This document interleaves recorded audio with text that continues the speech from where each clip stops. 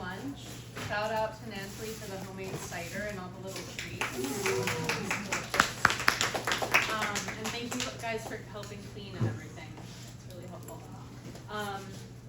So yeah, I think I'm gonna pass it off to Sam to present about vouchers, and then from there we're gonna hand off to Mike, who's gonna talk about your rights as rent stabilized tenants. So we have some legal stuff to cover, and then we'll definitely have like breaks for questions in between. So I'll hand it off to you. Do you want to introduce yourself first? Yes.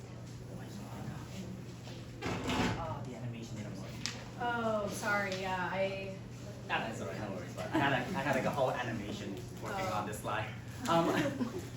Hi, good afternoon, everyone. Good afternoon. Good afternoon. So hi, my name is Sam Yang. I'm the lead advisor for source of income with the New York City Commission on Human Rights. I really like I kind of work a bit on the animation because I used to do it in like college for reports, and I forgot how to do it. No, it's fine, it's fine. Sure? Yeah, because I did try it, and then I forgot how to do it, so I went to Google, and turns out it was just like, you click animation on a point, like the image thing, and it pops up. Yeah. But anyways. Yeah, I'm sorry. It's fine. No worries. So so the Commission on Human Rights, we make sure that individuals in New York City are not being discriminated, right? So we make sure that they're not being unfairly treated, mistreated, or deter housing because of who we are. So there are 20 protections when it comes to housing, meaning that there are 20 types of identities where a landlord, housing provider, realtor, broker cannot unfairly treat someone. Age, race, national origin, immigration status, gender identity, sexual orientation, status as a victim of domestic violence, sexual violence or stalking, pregnancy, national origin, race, I think I mentioned that already, disability, lawful occupation, military status, there's a lot of them, height and weight, yes? Sorry. So, is there like a law that can be passed or something? Because when you have Section 8, nobody wants you. So then you hang on to that one landlord, even though there is no heat, just because I know that if I move out, nobody wants my voucher or whatever. So they're so allergic to that. So basically, I got a no. Like I have this thick of a paper, and I called to everybody, and I only found one. But so is there any way that they can? So source of income, right, which I will be talking about today, source of income protection includes Section 8, HASA, city FEPS, the solar bill, basically any type of housing assistance voucher available. And that bill, the one that you're mentioning, was actually passed in March of 2008. So it's been in existence. It's just that one, a lot of people don't know about it, and two, it's sometimes landlords know about it, but they kind of just refuse to admit that it existed. But it's been in existence. So can you report it? To who can you report this to say that this other people, this whole other thick list of landlords in real estate that I have called and applied to said no to me, flat out no. So you could file a complaint when it comes to source of income discrimination or discrimination in general to the Commission on Human Rights, which I will have our contact information on the next slide. I didn't even know this thing existed. So we've been we've been in existence since like 1944, technically. We started as a community in Unity, but we've been here since 1944. But yeah, so not only do we provide protection for individuals with vouchers, but our assistance also goes through for individuals who are asking for like security deposit vouchers from HRA, individuals who apply for the one-shot deal, individuals who apply for other types of grant monies. Your landlord is using the arbitrary terms against you or using hostile languages against you, right? Because you have food stamp, you have Medicaid, you have Medicare, or you're receiving SSI or SSD. Like all of those falls under source of income protection. There are only a few types of exceptions where landlords can say no. One is a two-family residence where it's owner occupied and the landlord did not advertise the second unit out. So if I have a two-family house, I live in one of the buildings, right, one of the units, and I did not advertise, I can say no to vouchers, that's fine. Two is roommate situations. No, these are the big buildings. Yeah. buildings that I'm talking about. So, yep, yes, so if it's a large building that's more than 2 units, or if it's a condo or co-op, or it's a building that is not owner occupied in New York City, they are required by the law to accept vouchers. It doesn't matter if it's Section 8, doesn't matter if it's city thefts, and it doesn't matter if you are, a new tenant, an applicant, or you're a current tenant. And they give you a very polite no. So that would be illegal. So some examples of source of income discrimination that we hear a lot would just be, housing providers straight up saying, I don't want you because you have Section 8, right? That is straight up illegal. They cannot do that. If you come across any type of advertisement that says cash only, we only accept, employment income or no programs, no vouchers, no subsidies, all of that is illegal in New York City. Refusing to process renewal paperwork or require all paperwork, right? So if you have Section 8 or if you have any type of voucher, we know that there is a lot of paperwork involved, right? And not just paperwork, there's also clearances, inspections involved. Landlords are obligated to follow the guidelines of that program. So if there are 6 pages they have to sign those 6 pages. If there is 2 inspections that must occur, they have to allow those 2 inspections to occur. Income. So when it comes to source of income, because essentially speaking, it's kind of already predetermined on how much the city will pay and how much the tenant will pay, and the city already kind of predetermined how qualified a tenant is or how much they could contribute. Landlords cannot use income requirement, your personal income requirements as a deterrent.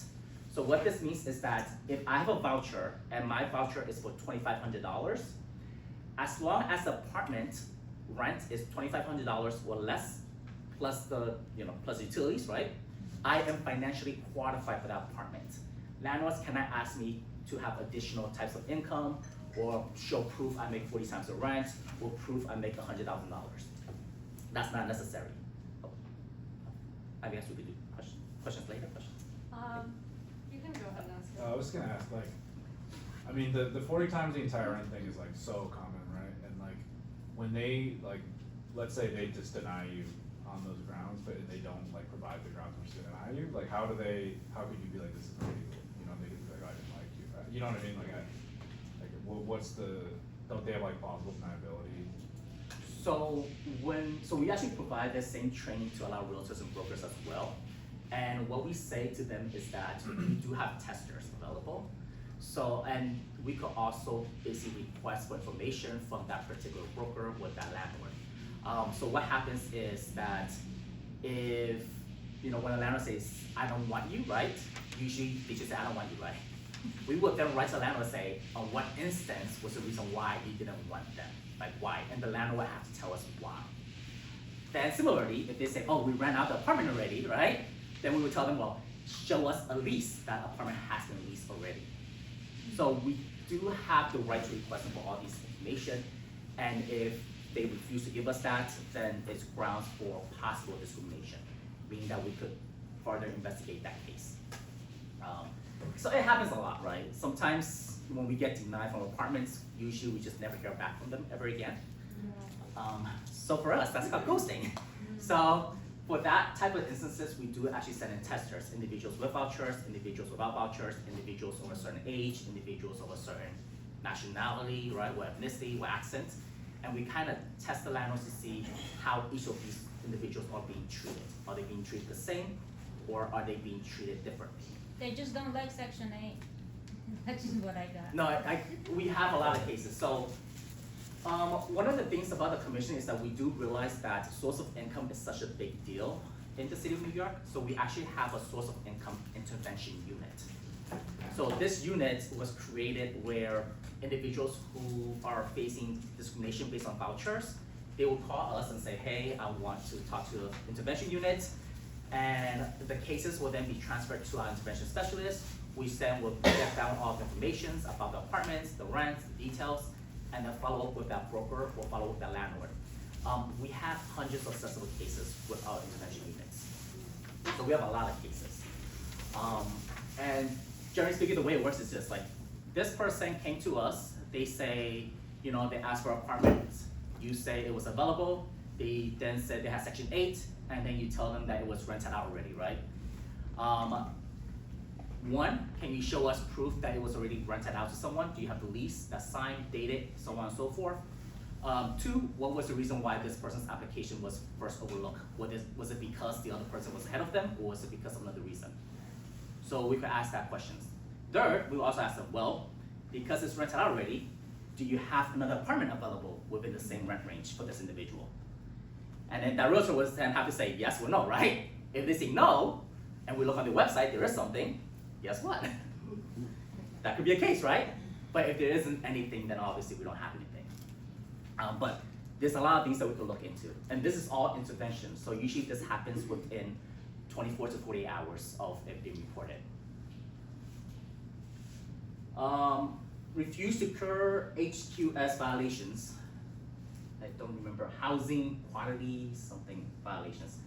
Anyways, generally speaking, usually when it comes to city FEPs or usually when it comes to Section 8, apartments have to be habitable with like certain standards, right? So if landlords that do take the vouchers or landlords that are required to take the vouchers, if there are anything that needs to be repaired or fixed, they are required by the law to repair and fix those things. They can't just say, you know, because, well, they can't just say I don't have to do it or refuse to do so. They have to do it. I will say the only time that we kind of allow landlords, well, not allow them, but the only time where we wouldn't follow a case against the landlords is if it's a small landlord and it will cause a financial hardship to them. Or usually the length of time that it takes to do the repairs will cause the vouchers to expire, right?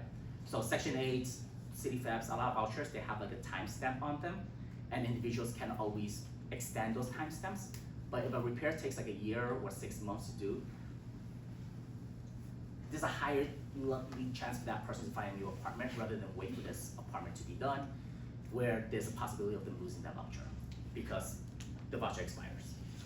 So there's some times where we do kind of, I don't want to say bypass it, but there are some times we have to look at what is possible and what is feasible. Credit checks.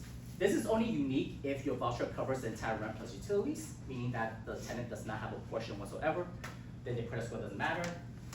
Wait lists, guarantors, so again, as long as the voucher amount is greater than what equals to rent plus utilities, there shouldn't be a separate wait list, there shouldn't be a separate guarantor. They can't just say, oh, the realtor that deals with vouchers is not here today, come back next week. It doesn't work that way. If they have an apartment available for rent, within that range, they have to show that apartment.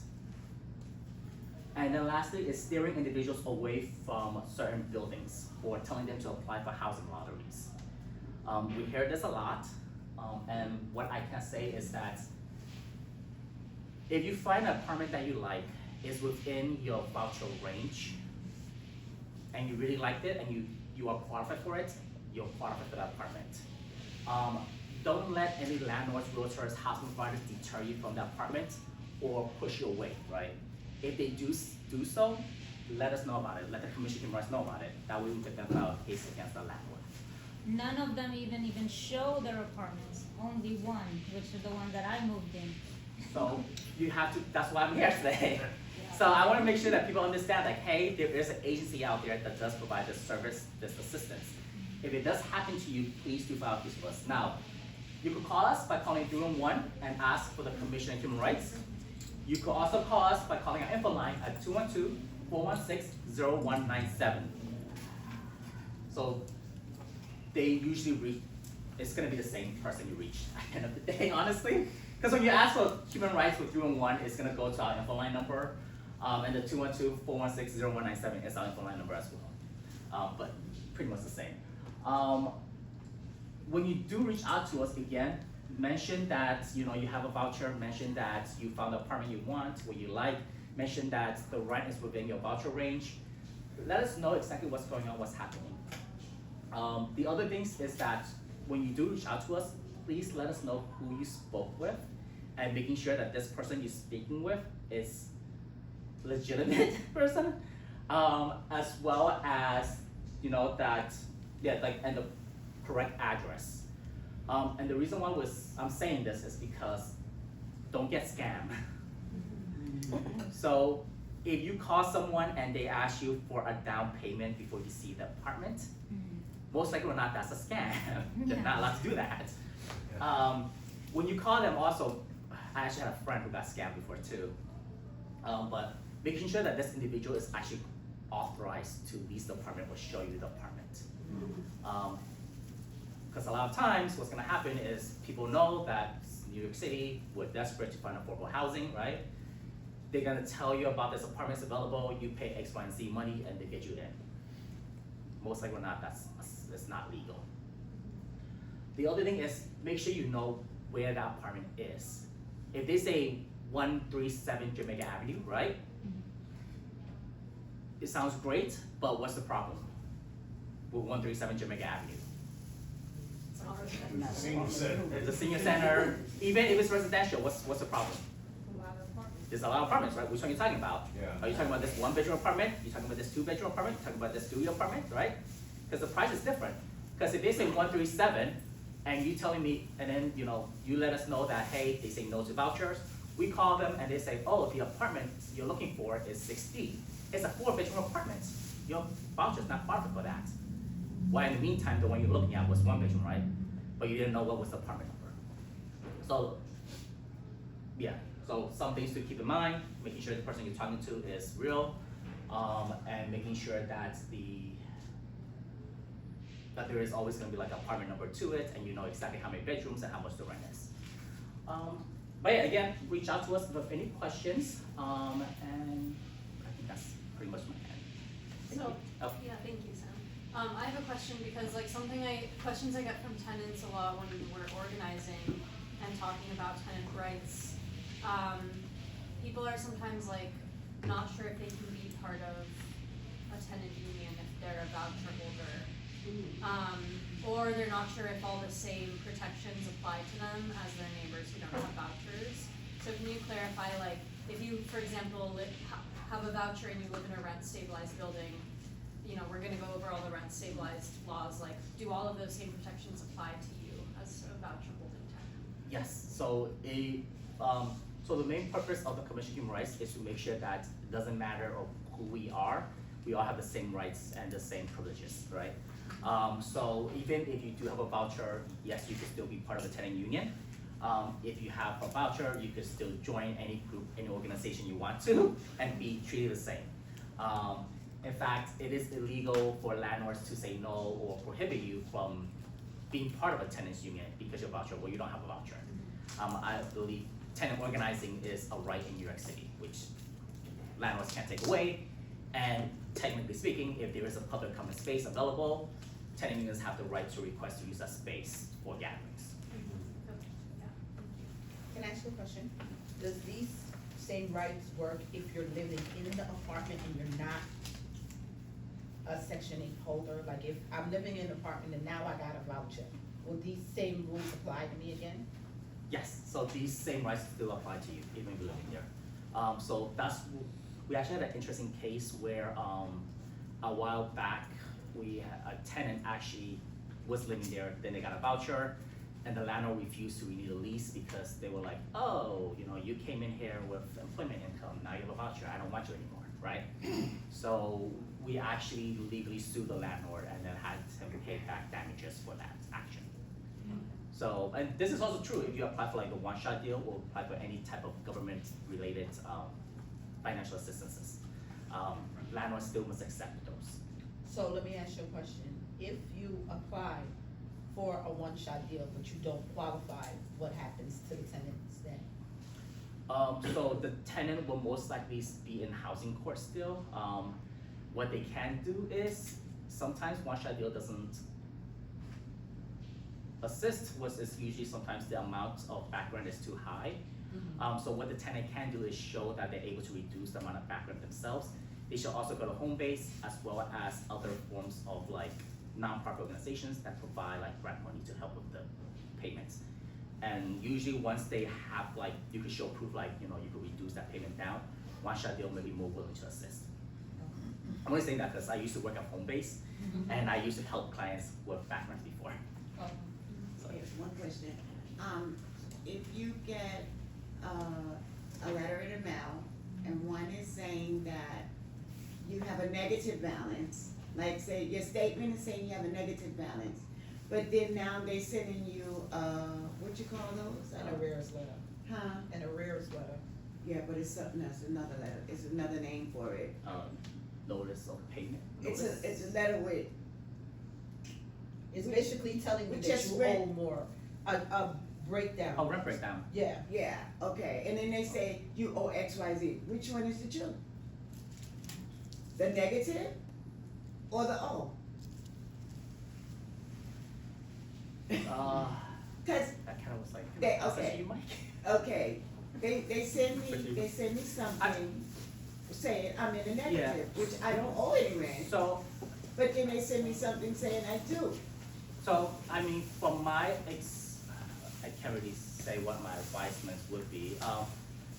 Usually I will say that if you don't owe any money, right, Right. it's time for you to kind of go back and get all those papers Yeah. ready, saying that you don't Yeah. owe any money. I have And it. and you know, with New York City, the way it works is that landlords can't just evict you because they want to evict you. They have to go through housing court. Right, So if they start the court process, Mhm. right, and you have all those paperwork, Mhm. you could then just show those paperwork, and usually the judge will usually dismiss the case. okay. But at that point, just collect all those paperwork you have. Right, yeah, I have the paperwork. And then if the landlord isn't harassing you, right, Mhm. on that, meaning they're knocking your doors, they're calling at inappropriate time frames or periods, right? Mhm. Then you go to housing court and file HB action against the landlord. Against the Or landlord, right, harassment. yeah, because I don't owe any rent, but they say they owe me. And then the next thing you know, your rent is due in this amount, which, like say for instance, they send me a letter in February saying I don't owe anything, I have a credit. But now here come a statement, I owe for March. Why should I pay for March if you got my money Yeah. with a credit? So yeah, so I would say again, like it's a good time period to kind of start going through your records with all the paperwork showing you paying Okay, your well, I monthly have rents. all that, okay, all right, just wanna mention. One thing I want to note is also that for our protections, we also provide protections, whether it's supportive housing, whether it's, you know, older adult housing, whether it's affordable housing, whether it's rent stabilized, rent control, market rate. Generally speaking, again, there's only a limited amount of 2 families where it's not advertised and 1 family that's like room sharing situations where our law does not apply. Everyone else, the law does apply.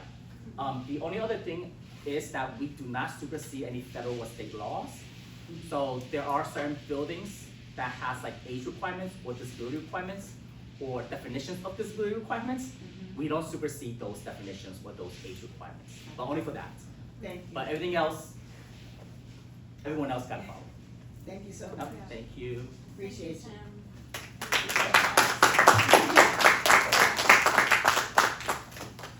Yeah, that's super helpful. My turn? And then, yeah, I think we'll bring up Mike.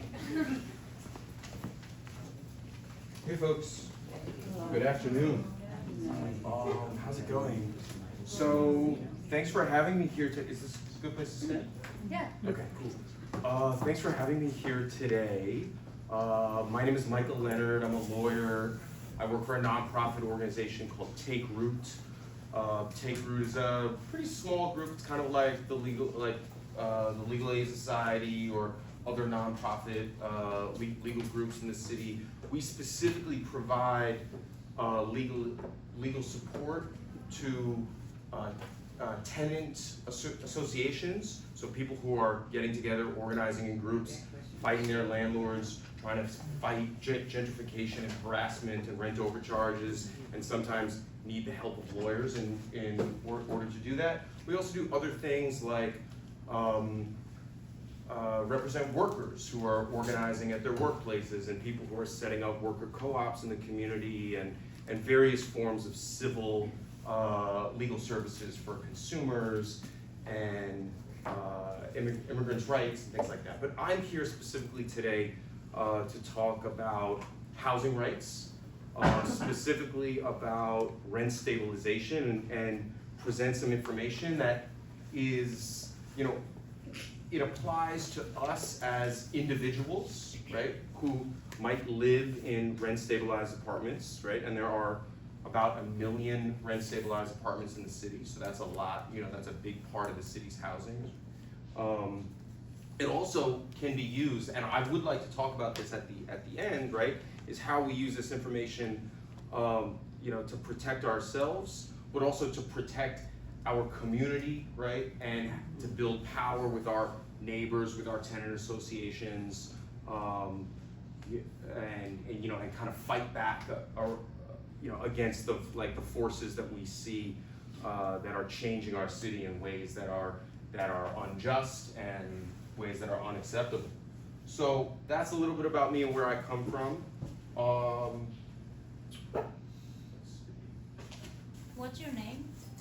Mike. My last name is Leonard. So I want to just go through this first, and I want to ask the group kind of a question. But this is what I'm prepared to talk about today. So, kind of, what is rent stabilization? How does an apartment get to be rent stabilized? How you could find out if your apartment is rent stabilized?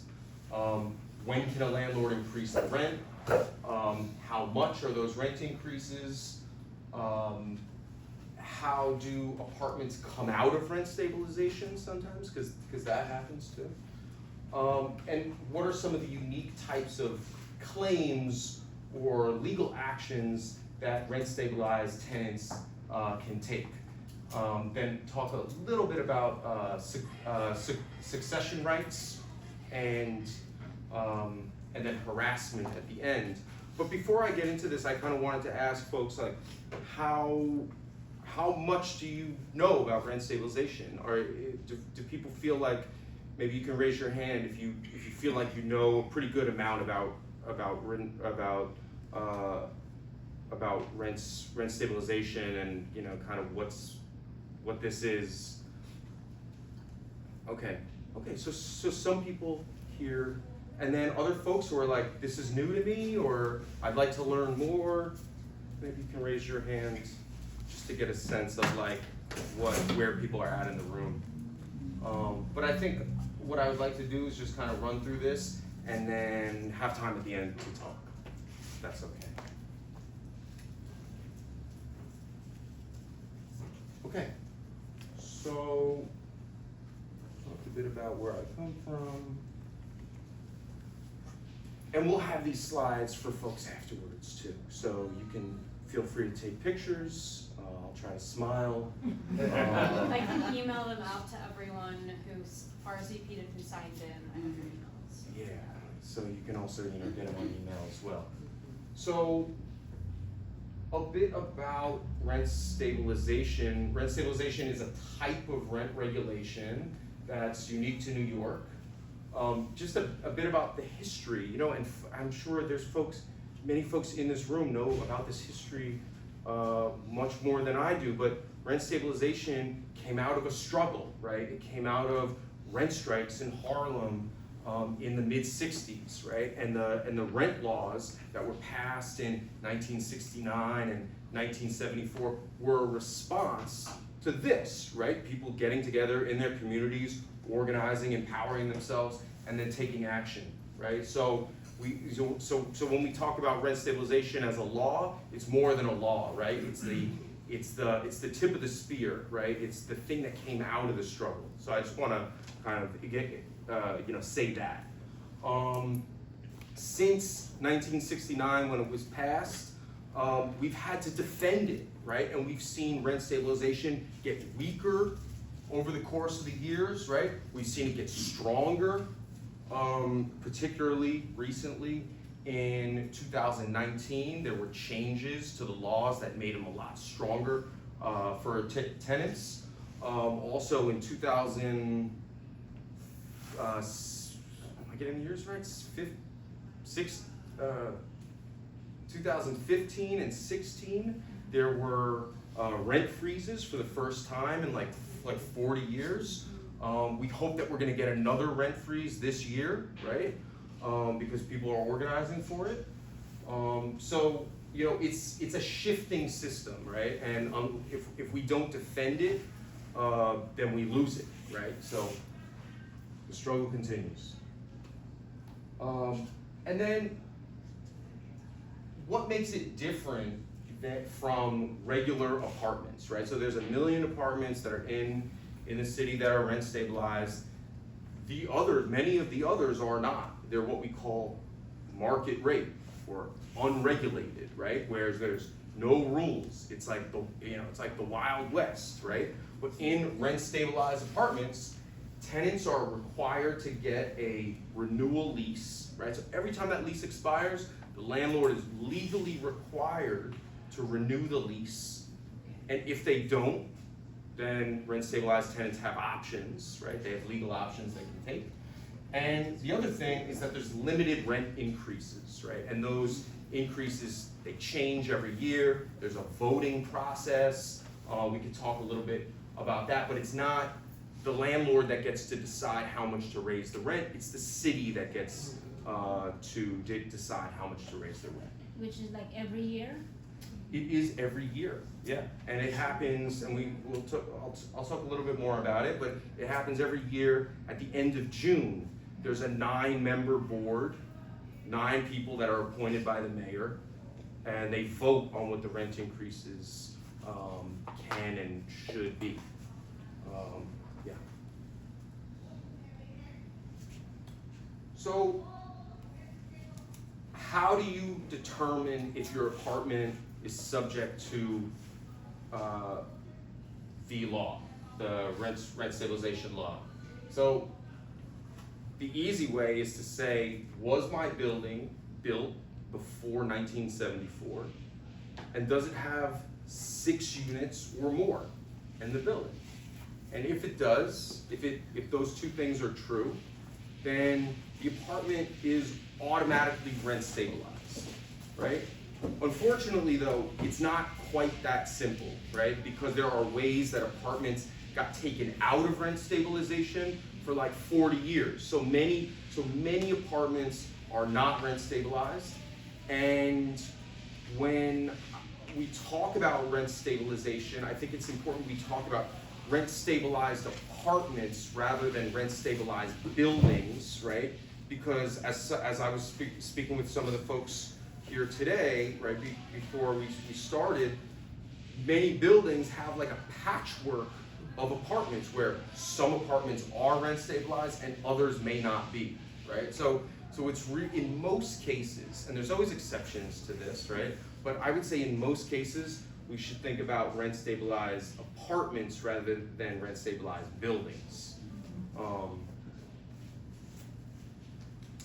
The other way, so you got this 6 units or more built before 1974. You can take a look at a building. If it's big, if it's old, there's probably rent stabilized apartments in it, right?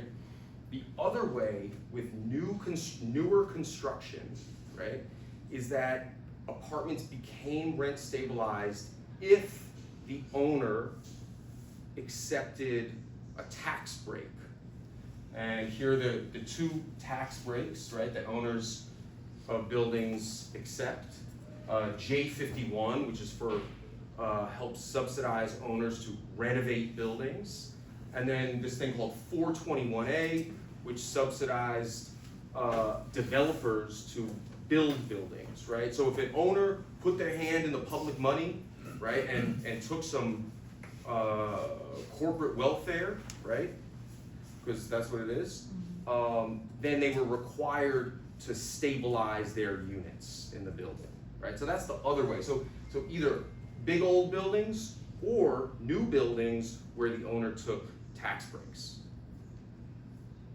That's generally how apartments get rent stabilized. So like in the case of my apartment building, right? I'm not cutting you because I know you wanna go. No. In my case of my apartment building. It's gonna be a question I don't know the answer to, but go ahead. Yeah, right? Yeah, I feel you do.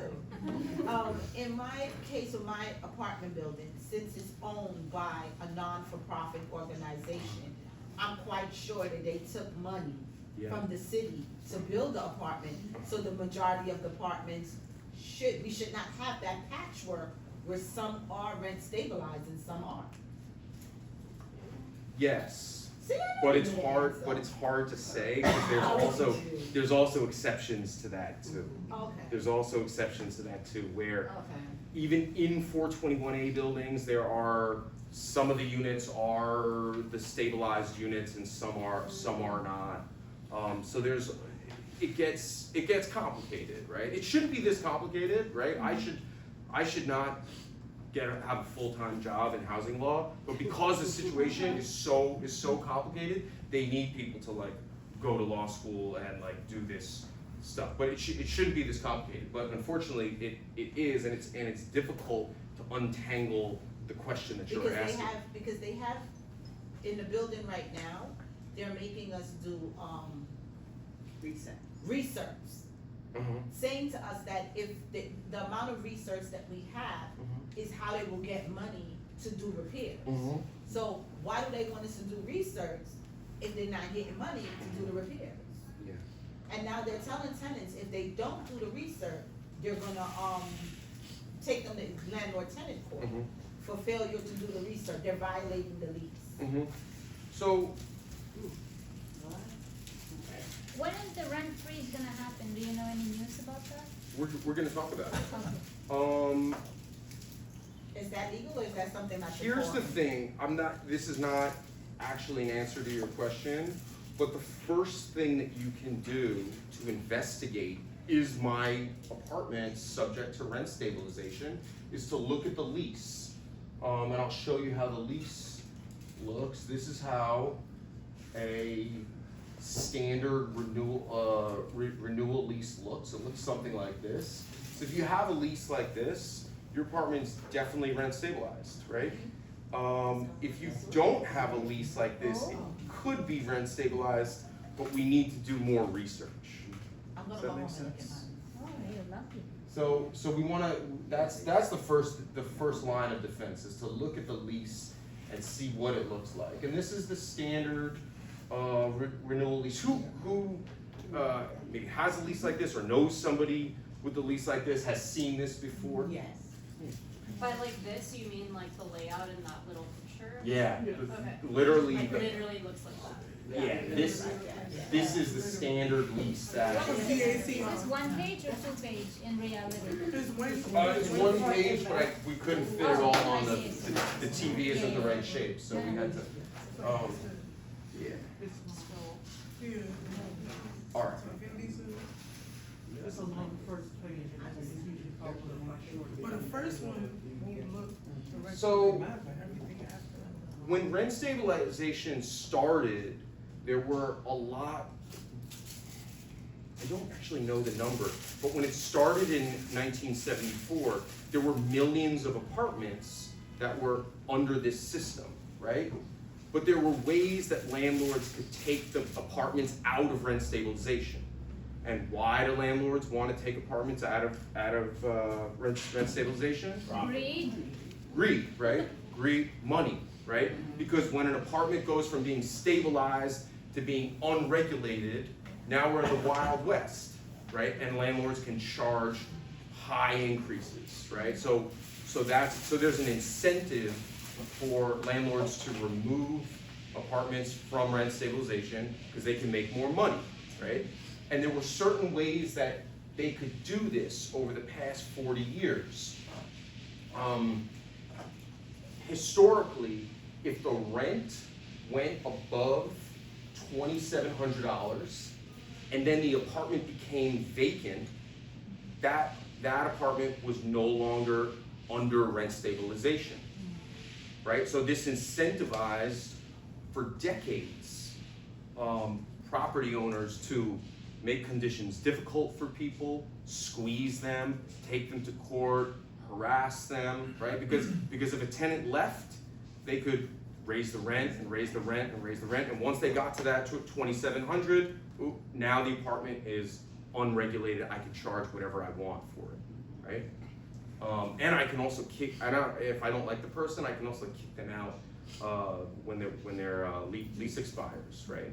So there was a big incentive to do this, but in 2019, the state legislature said, no, you can't do this anymore. This is unfair.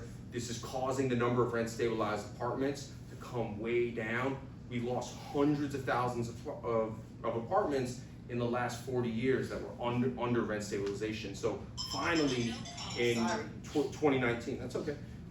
In 2019, the state government said, can't do this anymore, knock it off.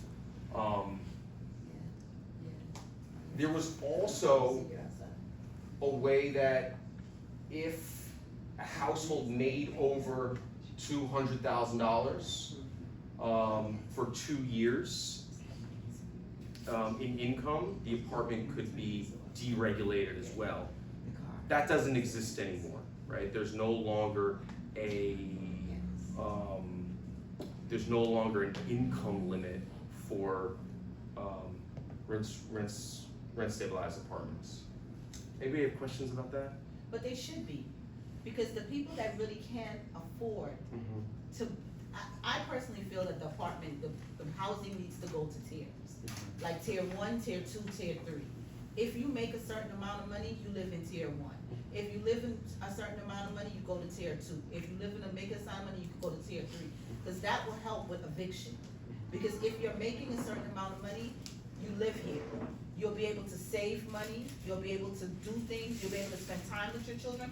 You're not living in tier 2 on a tier 1 salary. So the majority of these apartments that are rent controlled, let's be honest about them, they're not in the minority neighborhood. They're on Fifth Avenue and places like that. A person that makes $100,000 a year can afford to pay rent, proper rent. They shouldn't be living in an apartment for $576 a month. Somebody that's barely making ends meet should have the $576 apartment. If you're making a certain amount of money, you should be able to live in a tier 3. Yeah, Tier I think it's a ones fair. I think it's a fair rent. point. It's something we can definitely talk about. But also the issue is like, as soon as you start making money, now you lose your But apartment or something. now you get to go to tier 2. Yeah. Now you at tier 2, you get to go to tier 3. I wish we had a system that was so organized. But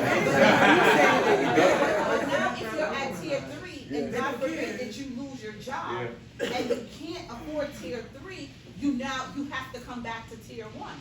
And it's not a thing of, it also helps people to get themselves together.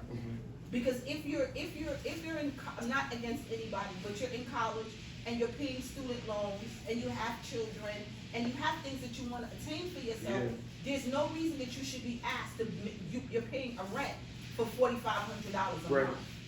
How can you ever save? I mean, I agree with you with what you're saying, but I'll do you one better and say, what if we didn't have to pay? What if nobody had to pay high rents, right? Or what if nobody had to pay rent? But period. at some I would like that. then you're just depleting a system. Because at some point, let's take Section 8 for instance. Section 8 was made to help you stand up and stand on your own. But if you have people, at one point, I remember a long time ago, Section 8, like if me and my son lived in an apartment and I had Section 8, my son was able to pull from my Section 8 to stand on his own and get his own apartment. It's not like that anymore. Now it's like only one person has the Section 8. But it was meant to help you get yourself together. For sure. And if you're not getting yourself together, what happens to the person behind you that needs help? Yeah.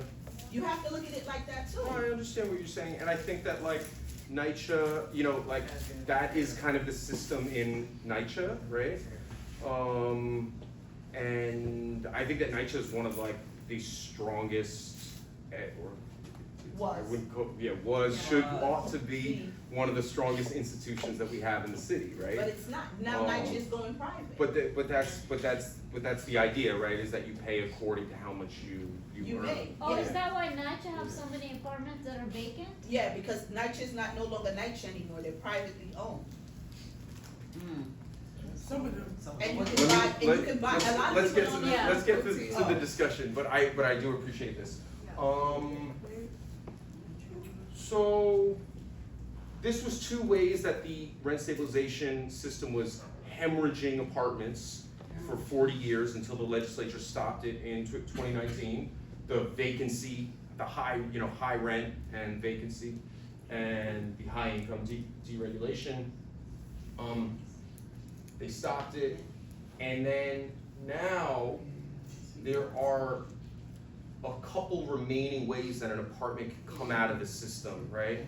So one, we mentioned tax credits, right? When owners take those tax credits, they have to stabilize the apartment. But when the tax credit ends, the rent stabilization coverage ends as well, right? The other way is called substantial rehabilitation, which means that if the owner does construction and rehabilitates the building, basically pulls out all of the systems in the building and replaces everything, replaces like 80% of the building, then there is a way that the building can become deregulated as a result of that, right? So right now, those are the only ways that rent stabilized apartments can come out of the system. Right? And these don't happen that much. They are happening for sure, but they don't happen quite as much. I have a question. Yes. Can substantial rehab be on an apartment by apartment basis? No, it's the entire It's building. always the building? Yeah, Okay. it's the entire building. So Sorry, I have a question. yes, The 421A, you said that when that runs out, then the stabilization runs out? yes, Has that happened? yes. How does that happen? That's how it happens. The years, they give you like a amount of 30 years. You live Okay. there. Everybody thought, oh, this is great. 30 years. 30 years, and then you're like, man, It I'm goes getting fast. old. Okay, so. You're like, I've lived here for 20 years. Now you're like, So and then- 421A is on a 30-year basis, and then after 30 years, then the apartment can become destabilized. correct. Okay. 25 or 30. There might be other tax period times, I think, but like that's generally the gist of it. Yeah.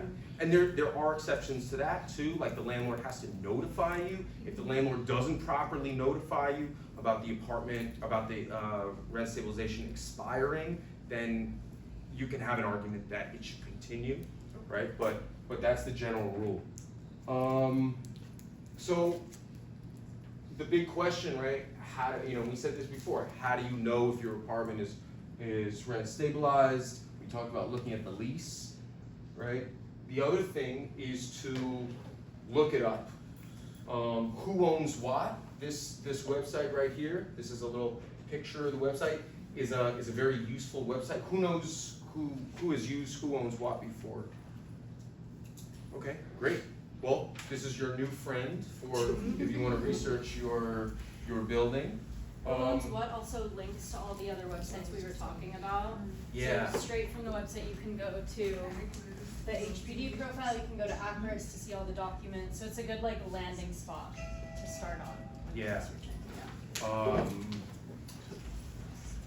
So, The other way Sorry, to look it up, let me just get through this. The other way to do research on your apartment is by calling the DHCR, right? The Division of Homes and Community Renewal, which is the state agency that oversees rent stabilization, right?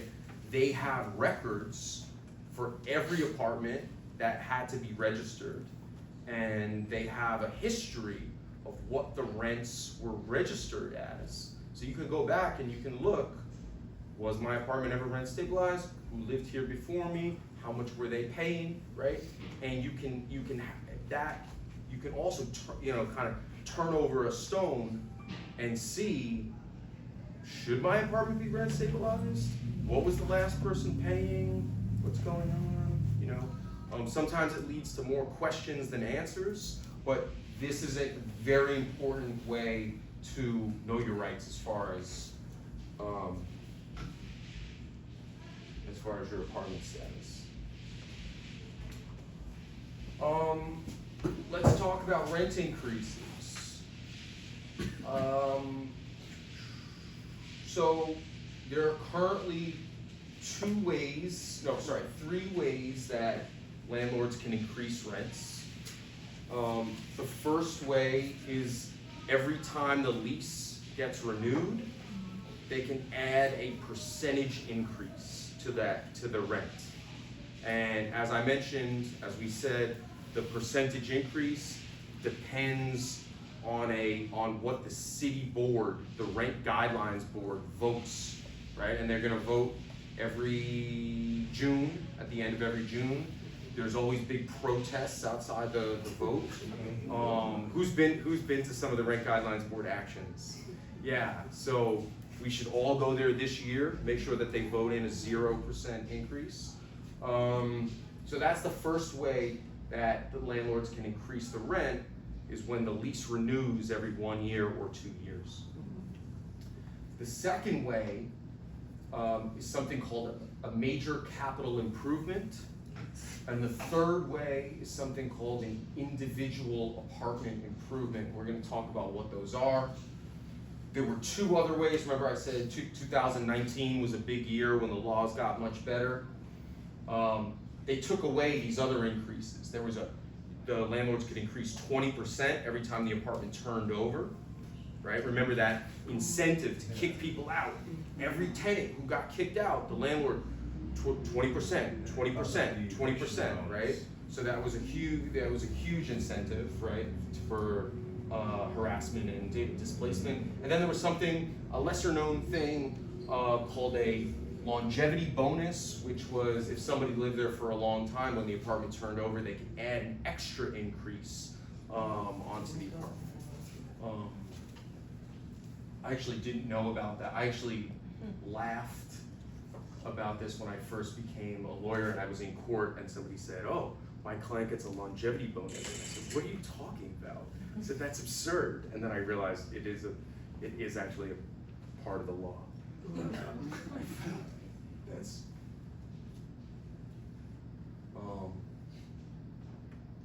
so for this year, here are the rent increases, right? 3% for 1 year lease, 4.5% for a 2 year lease. As I said, June 30th, be there. So we mentioned MCI's, major capital improvements, and IAI's, individual apartment improvements. An MCI is when a landlord does like a construction project or a big capital improvement to the whole building.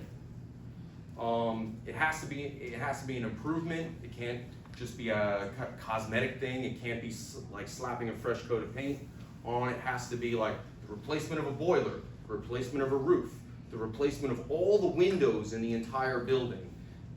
Sometimes there are MCIs that are granted for like modernization of the lobby or things like this, but it has to be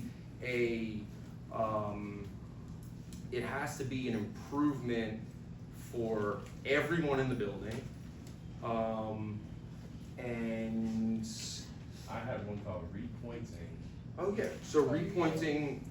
What is pointing? You want to tell us? It has to do with like Another thing I had to learn I don't- when I started doing this work. I think it's some like improvements to the outer wall or Yeah. Oh, refacing the brick. Is that Yeah. right there? You Yeah. see that brick right there?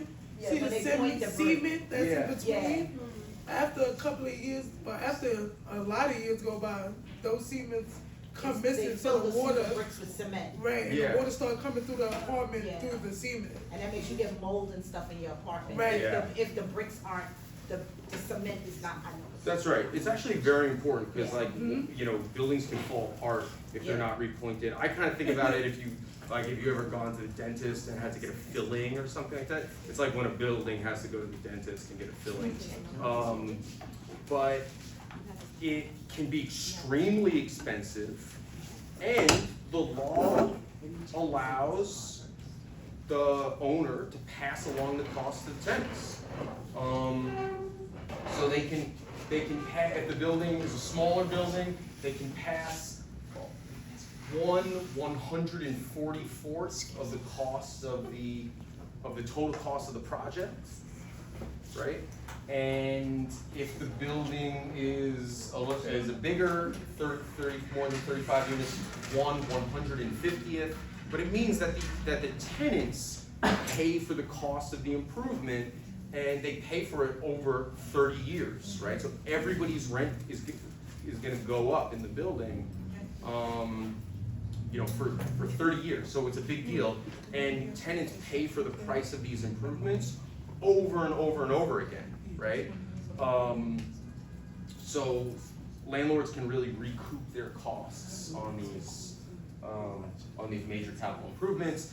Tenants have a right to challenge these at the DHCR, and that's some of the work that I do, is saying,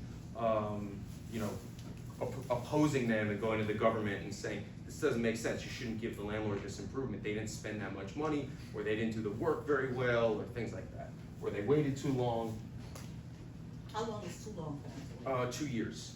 2 years before they start the. Before they apply, so they have to finish the work and apply within 2 years. Okay. Yeah, if they don't apply within 2 years, they're missed the boat. So there's some limits on MCIs, right? The costs have to be reasonable. There's some guidance on what that means.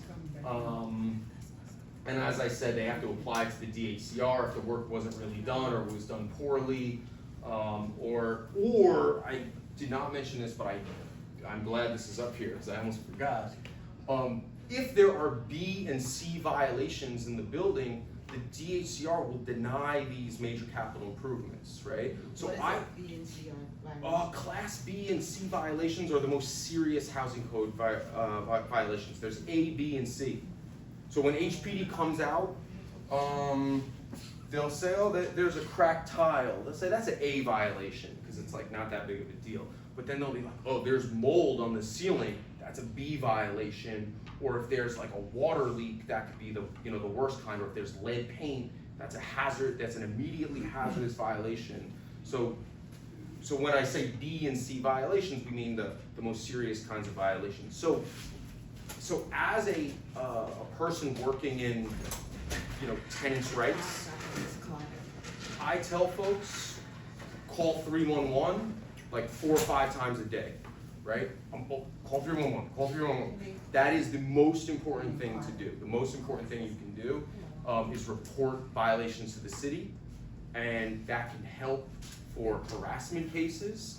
That can help when you're going to court to sue the landlord for repairs, and it also is extremely important for these MCIs, right? So if you have a tenant association and you bless me by inviting me to come speak with your tenant association, I will come and I will just be like a broken record and say, call 311, get the violations placed. It makes your case so much stronger. Even if they post the violations? Keep calling. Keep calling? Yeah, because- if there's violations, if there are bad conditions in the building, you want the city to know about them, right? So, yeah, keep calling. Like, no heating ever? Call. Anybody have another example? My apartment, there's no heatings in the Call. day I moved in. Call 311. What about the Yes, sir. hallways being? Like I tell my neighbor with the noise pollution, parties, music. Call 311. What You about- don't know, they can have violations in the The house. so that's hallways? not- Yeah, you can make a full Living there. building complaint. Yeah, Yeah. yeah. A full building complaint. A full building complaint? That means the whole That's building what we has just no did. heat. We just did that. Oh, okay. Yeah, me and Felicia.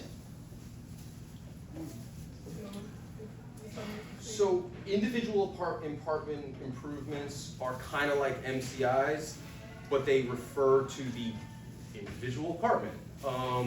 It's something that an owner will do when the apartment turns over to a new tenant, and this allows them to raise the cost by a small percentage, less than 1% of the total cost of the improvement, but they can only do this when the apartment turns over or with the tenant's consent. And the total amount that they can put into the apartment, or the total amount that they can recoup, is capped at $15,000 in 15 years. So back in the day before 2019. You have these IAIs where the landlord said, oh, I replaced the door. And you'd say, okay, well, how much does the door cost? And they'd say, oh, it costs $45,000 to replace the door. Is that made up of And gold? therefore, I am allowed to raise your rent by $1,000. It was insane, right? So then the legislature put limits on it. They say you can't do that anymore. No more $5,000 doorknobs. no more, I hope it's no, in no more like, granite countertops that you say cost $15,000. They were doing this stuff so that they could take apartments out of rent stabilization, right? They would gut renovate, they would harass a tenant, that person would get fed up, leave, gut renovate the apartment, take it out of rent stabilization, charge the next tenants, $3,200 a month, and that's why our neighborhoods look like they do, right? Does this include windows too? It could really include anything. Like IAIs don't have to be major capital improvements, right? So it can just be, I'm charging you for the paint, right? It cost me $200 to paint this apartment, so I'm gonna pass along some of the cost of the tenants, right? So it really was getting out of control, but now there's limits on it. So I just wanted folks to know that there's these limits.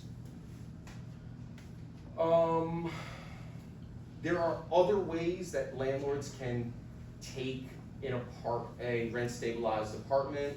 I'll just run through these, right? One is that if the owner decides that they want to live in the apartment, right? So if the owner says, I actually want to live in apartment 5, you're gonna have to move out at the end of your lease.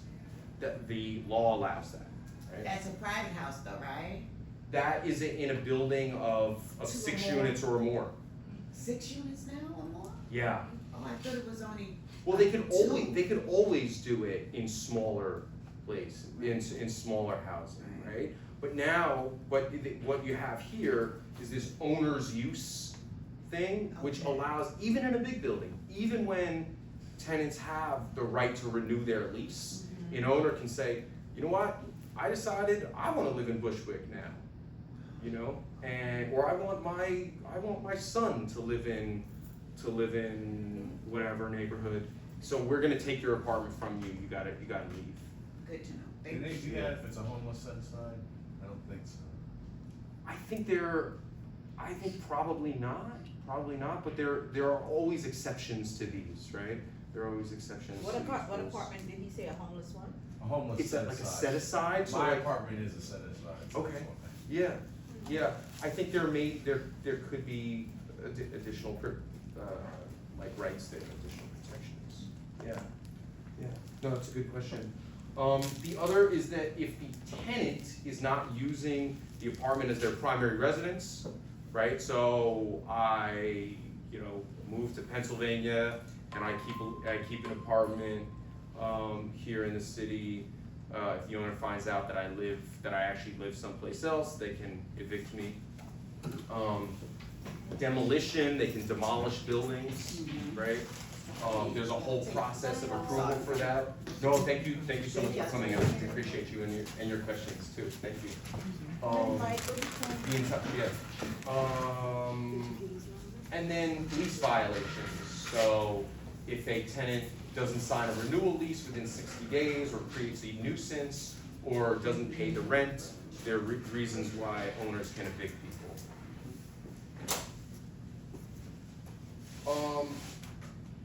Tenants have rights too in rent stabilized apartments. If tenants have been overcharged, they can recoup that rent, they can bring the owner to court, they can file a complaint about it, and they can get all the money back plus 3 times damages. You can do this in the DHCR, you can do this if the landlord is suing you, you can do this in the Supreme Court, there's different ways to do it. Rent stabilized tenants can also complain at the DHCR if the owner fails to renew the lease, right? So the owner says, well, I'm not gonna send you a lease anymore. Well, I can file a complaint and I can force the owner to offer me the new lease, right? Because that's my right. And then the last thing is that tenants can go to either the they can complain at the DHCR if the services are if there's reduced services in the building. So, for instance, if there's no heat, no cooking gas, or even if there's code violations or bad conditions in an apartment, you can get your rent frozen or lowered. And it's a very easy thing to do. You No just fill out, working you just toilet? fill out a form and you send the form into the DHCR. Even with no working toilet? Absolutely with no working toilet, right? Having those things is a right. So if an apartment is rent stabilized and you've told the owner, hey, I need my toilet fixed, and they haven't done it, then, They did, but it just keeps breaking. well, if it keeps breaking, then it's not fixed. So it can, the state they would send an inspector, and if the inspector agrees that it's not fixed, then they would freeze and lower the rent until it is fixed. I shut the water valve Yeah. so it doesn't, because it just keeps coming into the tank and it just like 23 times a day. You don't know when it will, and it's just so loud, it's like filling up a swimming pool, it's just like, Yeah, so definitely the first thing to do is like report these conditions, get the violations placed, and then if the owner doesn't do anything, then you can take action.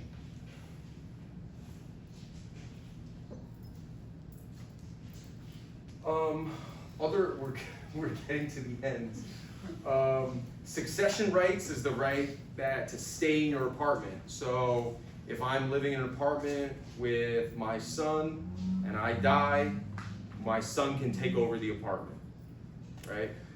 Succession rights require that somebody is living there for 2 years prior to the departure or the death of the tenant. what Or about if my daughter is a cat? is a cat. I mean, I I'm believe an in old woman. in the expansion of rights my to cat is young. non-human beings, but I don't think that the law recognizes Okay. animals as having the right to like have a lease.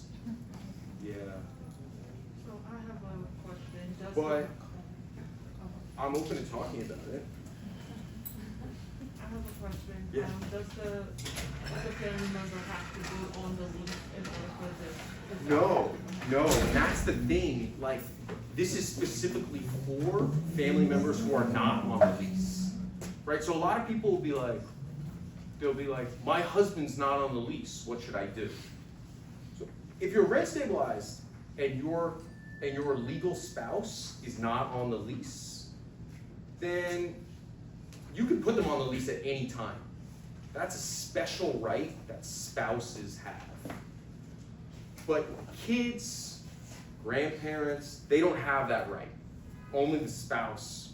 The spouse is special, right? So, but even if you don't put the spouse on the lease, or even if it's a son or a grandparent, right? They have succession rights. So when I die, the people who are living in my apartment with me for 2 years or more, or only 1 year if they have a disability, or if they're a senior, it only has to be 1 year. But if they've been living there for that amount of time, then they have succession rights. How do you, that'll be another Yeah. conversation. Well, you got to tell the owner about it. You got to say, hi, I'm living here, I'm still here, and I want to take over the apartment. And sometimes you have to defend your rights in court. Yeah. Like sometimes the owner will say, I don't know who you are. I think you just moved in last week. A lot of times, it's just a lot of times I've seen this happen with tenants, again, because of what I used to do, for the work I used to do. When that would happen, the owners would be like, they're not on the lease, so Yeah. we're kicking them out. They always say that, right? But the owner can't kick somebody out. They don't have the power to legally do that, right? Only the judge can do that. Okay. Right, so they have to, so you wanna kick me out? Take me to the judge, bring me to court. And now and the judge is gonna decide. And I'm gonna present all my paperwork to the judge, and the judge is gonna decide how long I've lived there. So in order to help the tenant, what kind of paperwork would a person need if they wanted to ensue their succession rights? I mean, the short answer is everything. Everything that you possibly have that can help your case. Everything that you possibly have that can show that you've live there for 2 years. Okay. What are some examples? New York State ID, voter registration history, W-2s, tax returns, public benefits printouts, magazines, anything, subscriptions, whatever. Okay. Yeah, mail, basically, as much mail as possible. But those official documents are going to be the things that help. And so it's also a reason, like, if you're living someplace and you want to make sure that you have the rights to the apartment, don't have your like W-2s going to like some apartment that you used to live in. You know, don't have your ID like in some other place. Like, do that. You know, get that, make that happen. You know, I mean, you know, it took me like a long time to like change my ID from my old apartment to my current one, but you know, it's a reason to do it. So that's succession rights. And the people who have the right for succession, as I said, are spouses, children, siblings, or people with emotional and financial interdependence with each other. So even though Just you're- that cat. Cat.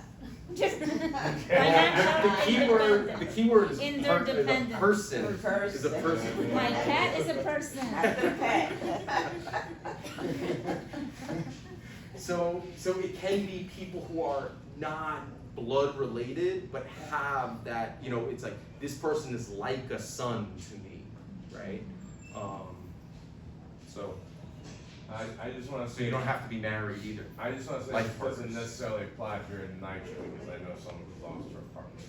NYCHA, it does apply, but there's even more strict rules in Yeah, they have to NYCHA. fill out certain forms, and Yeah. this woman could not get a form no matter how much she asked. NYCHA, you really want to be, and most apartments that have like an annual recertification, so NYCHA, Section 8, Mitchell-Lama, you know, there's probably other, you know, HUD apartments.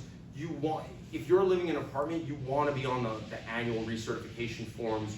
You want to be, if you're going to try to get succession and stay in that apartment after grandma passes on or something like that, you want to get the paperwork straight, right? You want to be on that paperwork, especially with NYCHA. Yeah. Because if you're not on the paperwork 1 year This woman who had a before the hard death of time- the person, you're out of luck. It's a bad This situation. woman who had a hard time was a medical doctor who was taking care of her mother. Yeah. And she kept asking for the form, she kept going to NYCHA, the NYCHA representative would not give her the correct form, and she ended up going through an eviction. Yeah. And had someone from Adult Protective Services showed up and actually laughed at her. It's very harsh. It is very harsh. The last thing that we just have to talk about is harassment. Tenants in rent stabilized apartments or not can file complaints about harassment either in the housing court or for rent stabilized tenants in the DHCR.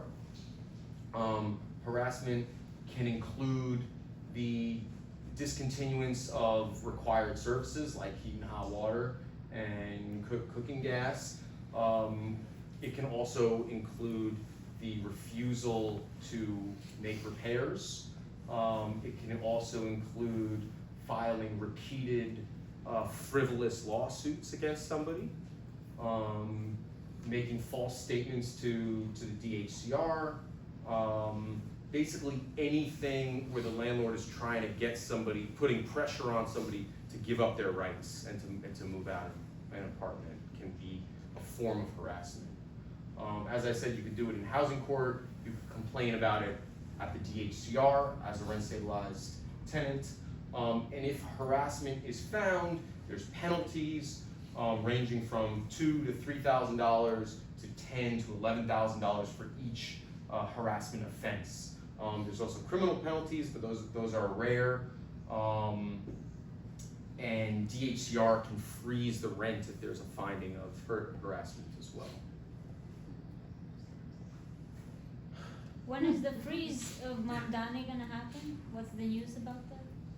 The freeze the rent? That would be in June. Oh, June this year. June, stay tuned. My questions for you all, do we have time for questions? Yeah, I mean, it's past the time we were gonna end, so, you know, if people need to leave, that's fine, but if you wanna linger for like 10 minutes, that was a lot of content, so thank you all Yeah. for being so Yeah, present. It thank was like you. actually such a packed day, but I think it's been great, so, yeah, Cool. people have questions. Yeah, like everything we went over? Yes. Yeah, we'll send the slides and everything.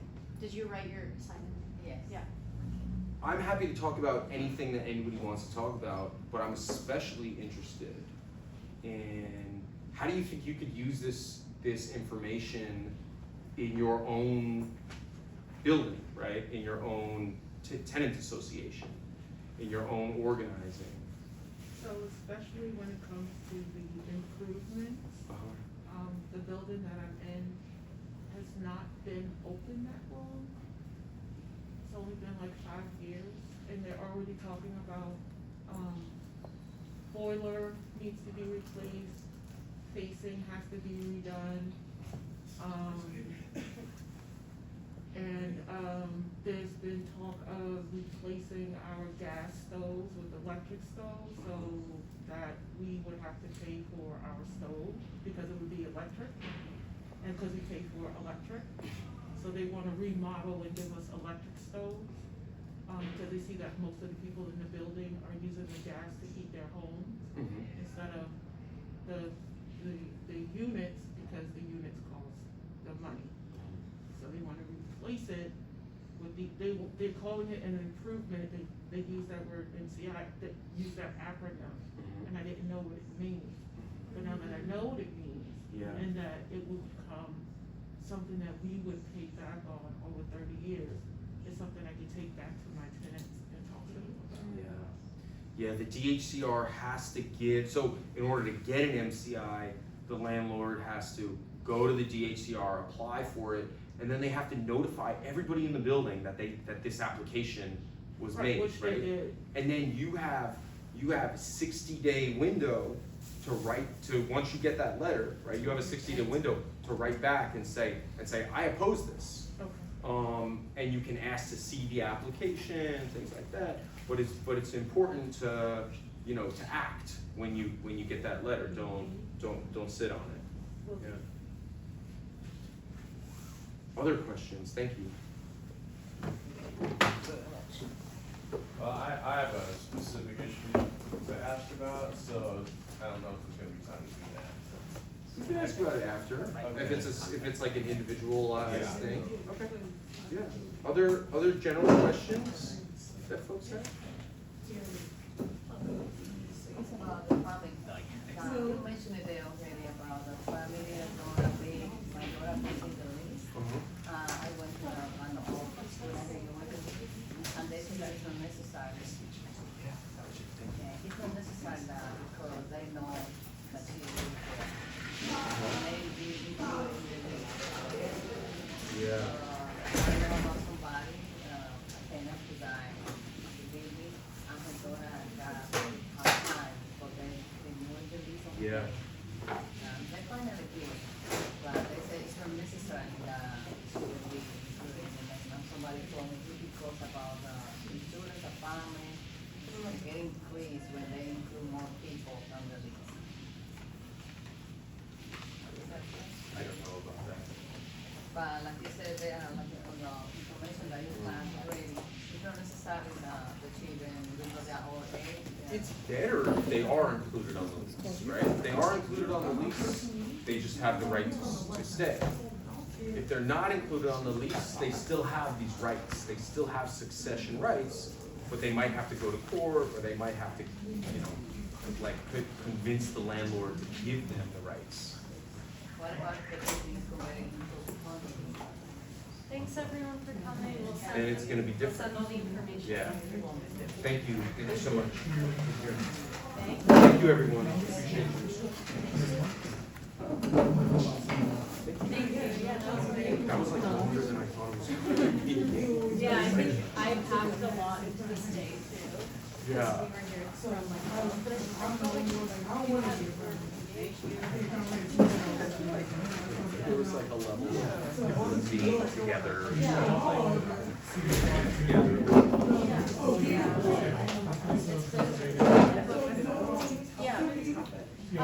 So we've been having them like every 2 months. Ish, and I finished in April. Yeah, and we wanna keep doing it. We're still figuring out